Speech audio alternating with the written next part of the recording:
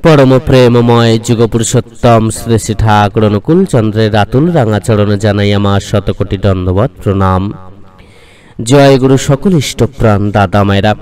যখনই আপনি প্রচন্ড দুঃখে থাকবেন, অর্থাৎ যখন আপনার দুঃখ জীবনে লেগেই থাকবে, বিপদ লেগেই থাকবে, যখনই আপনার জীবনটা সব সময় খারাপ ভাবে যাবে, সব সময় যদি খারাপ কাটে, আপনার যদি সব সময় চোখের জল ফেলতে হয়, তাহলে কিন্তু অতি অবশ্যই এই একটি বিধান আপনারা মেনে চলার চেষ্টা করবেন।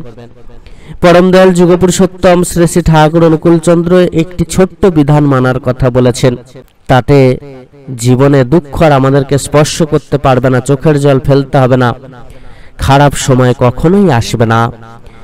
श्रीमद् भगवत गीताय भगवान श्री कृष्ण आमादेरके एई सुख दुःखेर स्पष्ट संज्ञा किन्तु दिये दियेछेन। श्रीमद् भगवत गीताय भगवान श्री कृष्ण बाणे दिलेन, मात्रा स्पष्टान्त कौन्तेय शीतोष्ण सुख दुःखदा आगम पायानीय नित्यास्तं खितिशस्य भारत। हे कुंती नंदन, इंद्रियगुलिर द्वारा जार ज्ञान हय सेई सकल जड़बस्तु शीत एवं उष्ण भावना अनुयायी सुख ओ दुःख प्रदान करे, सेगुली उत्पत्ति एवं विनाशशील, सुतरां ता अनित्य। ताई हे भरतवंशोद्भव अर्जुन, तुमी एगुलिके सह्य करो। जगते समस्त परिस्थिति आसे एवं जाए, मिलन एवं विच्छेद हय। मानुष चाय जे सुखदायक परिस्थिति सर्वदा बजाय थाकुक एवं दुःखदायक परिस्थिति जेन कखनो ना आसे, किन्तु सुखदायक परिस्थिति चिरस्थायी हय ना, ताई चले जाए एवं दुःखदायक परिस्थिति एसे उपस्थित हय। एटी प्राकृतिक नियम अथवा ईश्वरेर मंगलमय विधान। सुतरां साधकेर प्रत्येक अवस्थाय प्रसन्नतापूर्वक मेने नेওয়া उचित। नित्य परिवर्तनशील वस्तुगुलिर मध्य स्थायित्वेर भावना करा भूल, सेई भूलेर थेकेई कामना ममत्वबोधेर उत्पत्ति हय। यदि आपात दृष्टिते वस्तु मुख्य मने हय एवं क्रियाके गौण मने हय, किन्तु प्रकृतपक्षे अनबरत क्रिया हये चलेছে, वस्तु बोले किछुई नेই। এই सुख दुःख আসে এবং যাবে, এটা কখনো কিন্তু স্থায়ী হয় না। এইখানেই আমাদের ভুল হয়ে যায় এবং আমরা যার জন্য বেশি কষ্ট পাই। তিনি আরো বলেছেন, জং হেনা ব্যথয়ন্তে তে পুরুষং পুরুষস্যভ শ্যাম দুঃখ সুখং ধীরং সমৃততায় কল্পতে। কেননা হে পুরুষশ্রেষ্ঠ অর্জুন, সুখ দুঃখে অবিচল যে ধীর ব্যক্তিকে এই বিষয় স্পর্শজনিত সুখ দুঃখ বিচলিত করে না, তিনি অমৃতত্ব লাভে সমর্থ হন, অর্থাৎ তিনি অমর হন। অর্থাৎ যার সঙ্গে সম্পর্ক হয় এবং বিচ্ছেদ হয়, সেই দেহকে আমি আমার অথবা আমার জন্য মনে করা, এটি হলো সমস্ত ভুলের কারণ। এই ভুল স্বাভাবিক নয়, এটি কৃত্রিম মানুষেরই রচনা করা। নিজের বিবেক বিচারকে গুরুত্ব না দেওয়াতে এই ভুলের উৎপত্তি এবং এই এক ভুল থেকেই আরো নানা ভুলের উৎপত্তি হয়। তাই এটি দূর করা অত্যন্ত প্রয়োজন এবং তা মানুষকেই করতে হবে। ভগবান তাই জন্যই মানুষকে বিচার শক্তি দিয়েছেন। সাধক যখন নিজের বিচার বিবেচনাকে গুরুত্ব দিয়ে এই ভুল দূর করেন, তখন তিনি নির্মম নিরহংকার বা মমত্ব বর্জিত এবং অহং স্বাতন্ত্র শূন্য হয়ে ওঠেন। निर्मम निरहंकार हलेই সাধকের মধ্যে সমত্ববোধ জাগ্রত হয়। অর্থাৎ আমাদেরকে একটি কথা মাথায় নিয়ে চলতে হবে যে সুখ যেমন আছে, ভবিষ্যতে আবার দুঃখ তেমন আসবে। সুখ আসবে যাবে, তারপর দুঃখ আসবে এবং যাবে। আমরা যারা সুখে এখন আছি, এই সুখটা কিন্তু ক্ষণস্থায়ী। এই সুখটাকে দীর্ঘস্থায়ী করার পথ পরম দয়াল যুগ পুরুষোত্তম শ্রী শ্রী ঠাকুর আমাদেরকে বলে দিয়েছেন। তিনি আমাদেরকে সবার প্রথম বলেছেন দুর্বলতাকে দূর করতে হবে। দুর্বলতা যতদিন আমাদের মধ্যে থাকবে, ততদিন আমরা দুঃখ পাবো, কষ্ট পাবো, জ্বালা যন্ত্রণায় ভুগতে থাকবো। তিনি বলেছেন কামিনী কাঞ্চন থেকে দূরে থাকার কথা। ষড়রিপুর কবল থেকে নিজেদেরকে মুক্ত রাখতে হবে। ষড়রিপুর কবল থেকে নিজেদেরকে মুক্ত করে রাখতে হবে, তবেই হবে দুঃখ থেকে দূরে থাকা।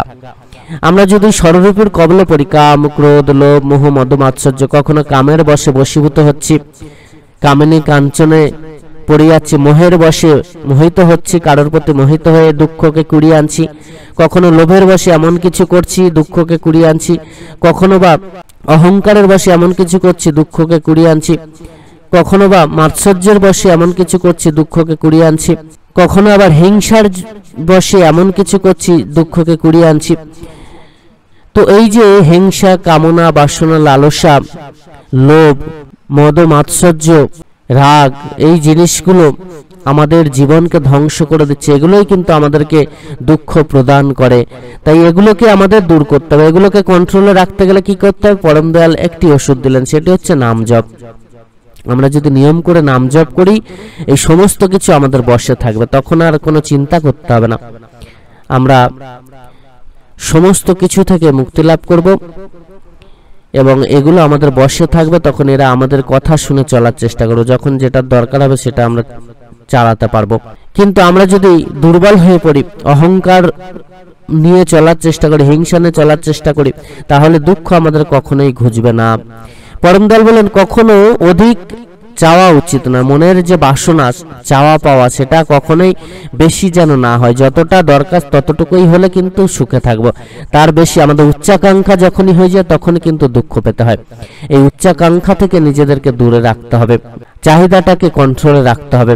যতটুকু আমার আছে ততটুকু দিয়েই আমাদের সুখে থাকার চেষ্টা করতে হবে। তার থেকে বেশি হলেই কিন্তু দুঃখ হবে, তখন কষ্ট লাগবে।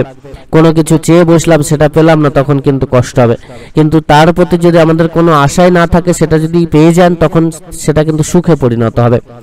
তো এইভাবে আমরা কিন্তু দুঃখকে দূর করতে পারি।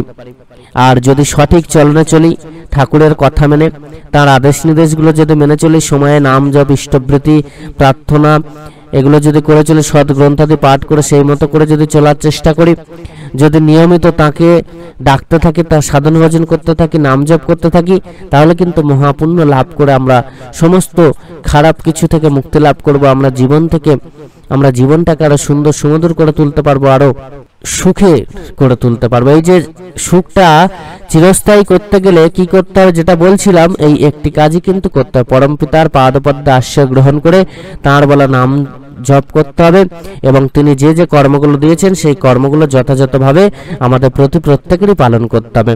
নিত্য যদি আমরা এই কর্মগুলোকে পালন করতে পারি, তাহলে কিন্তু সহজেই আমরা প্রত্যেকেই সুখে থাকতে পারবো। কখনোই চোখের জল ফেলতে হবে না। বিপদ আপদ গ্রহদোষ থেকে আমরা কিন্তু মুক্তি লাভ করতে পারবো। পরম দয়াল যুগপুরুষোত্তম শ্রী শ্রী ঠাকুর বারবার করে আমাদেরকে কিন্তু এই বিধানই দিয়েছেন, যেগুলো মেনে চলার মধ্য দিয়ে আমরা সজীব বাঁচতে পারবো। পরম দয়াল যুগপুরুষোত্তম শ্রী শ্রী ঠাকুর অনুকূল চন্দ্র আমাদের প্রত্যেকেরই নাম জপ, ইষ্টবৃত্তি পালন করার কথা বলেছেন, সময় প্রার্থনা করার কথা বলেছেন। এগুলো করার মধ্য দিয়ে সকালই আমরা পরম পিতাকে ডাকছি, আর তাকে ডাকা মানেই তাঁর আশীর্বাদ লাভ করে জীবনটাকে সুন্দর করে তোলা। সকল ইষ্টপ্রাণ দাদা মায়েরা প্রত্যেক খুব ভালো থাকবেন। পরম দয়াল আপনাদের প্রত্যেকের মঙ্গল করুন। জয় গুরু বন্দে পুরুষোত্তম।